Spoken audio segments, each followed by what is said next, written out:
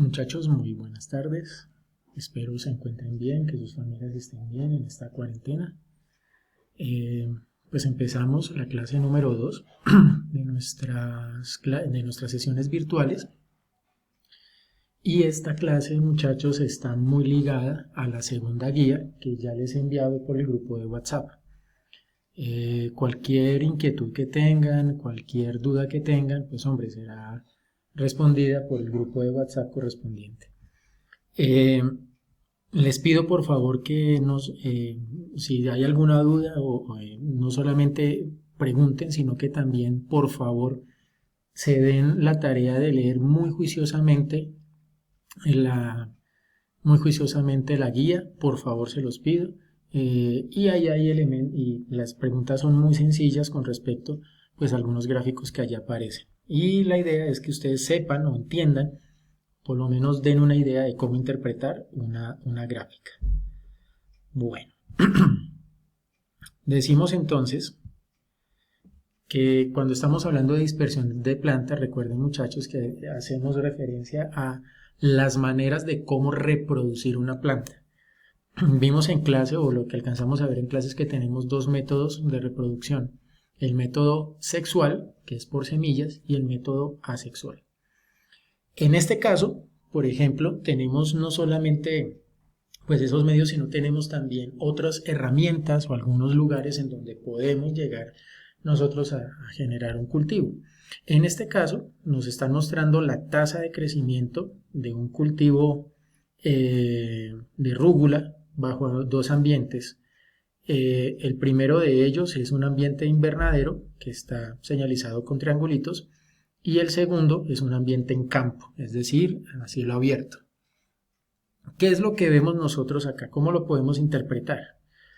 Estamos arrancando y vemos que hasta la semana 2, literalmente, tanto en el campo como en el invernadero, los crecimientos son bastante parejos.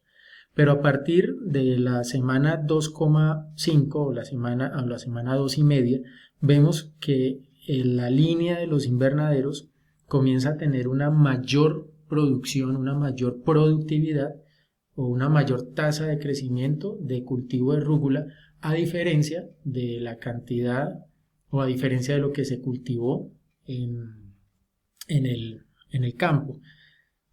¿Por qué se dan por qué se pueden o por qué interpretamos nosotros estas variaciones? Es decir, ¿por qué hay una mayor producción en el invernadero que en el campo? La razón es muy simple.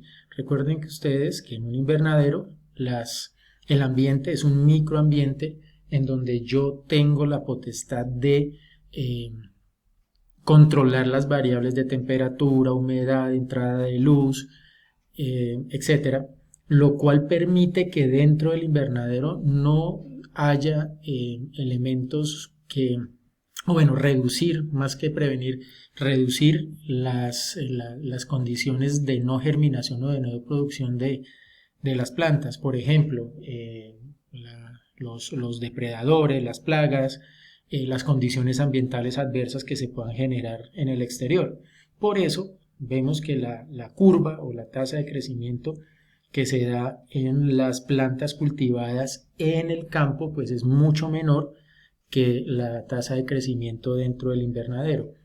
Le repito, aquí estamos jugando por ejemplo con heladas, estamos jugando por ejemplo con lluvias torrenciales, estamos jugando con la aparición por ejemplo de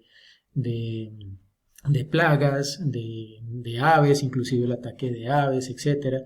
Entonces que puedan afectar de forma negativa la producción, en este caso de rúcula. Este es simplemente un ejemplo en donde se ve que la producción o la dispersión de estas plantas es mucho mayor que en el campo.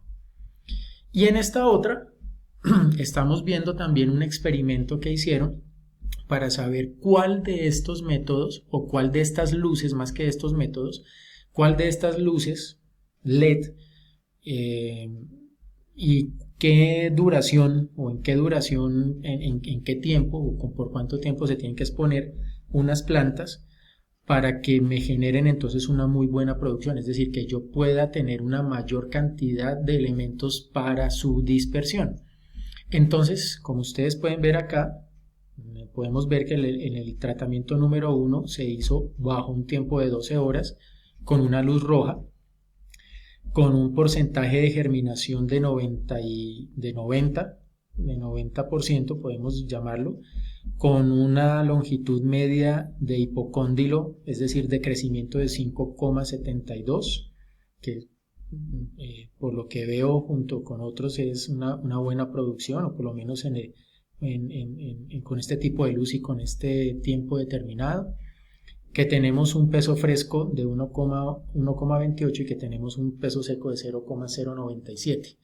Esto es simplemente para saber la biomasa que se genera. Pero miren que así es como vamos interpretando, y al analizar nosotros estos datos vamos a determinar cuál de estos 9 tratamientos es más efectivo y en qué cantidad de tiempo y con qué cantidad de luz tiene las mayores tasas de germinación. Por ejemplo, podemos ver que esta es una, esta es otra, esta es otra, esta es otra y esta es otra. Obviamente pues vemos que tienen unos muy buenas tasas de germinación, pero recuerden que aquí tenemos un grupo control, en el sentido de que no tuvo ninguna exposición de tiempo a un determinado color de luz, y que por el contrario tuvo una buena cantidad de porcentaje de germinación. A partir de este es que se comienzan a hacer entonces las deducciones. Entonces, si aquí tenemos 89,16 de índice de germinación o de porcentaje de germinación, podemos decir que lo que está por encima de 90 son valores, digámoslo así, óptimos, y que los tratamientos funcionan realmente. Y aquí ya entramos entonces a valorar qué tanta germinación tuvo, es decir, qué tanto creció la planta, qué tanto pesa cuando recién la sacamos del semillero, y qué tanta biomasa tiene cuando la pesamos en seco. Esa es la manera entonces en cómo podemos interpretar, y a partir de estos estudios o de estas cifras entonces se puede determinar o se puede definir la utilización de cierto tratamiento, pues para que haya una mayor producción, por consiguiente una mayor dispersión de estas mismas plantas.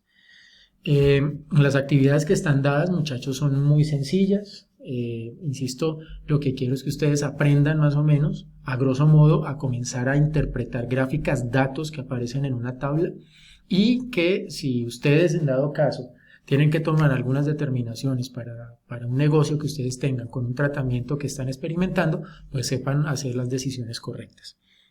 Esta era literalmente, muchachos, muy corta la explicación. Como les digo, la actividad también es relativamente sencilla y tiene que ver, insisto, pues con la interpretación de gráficas.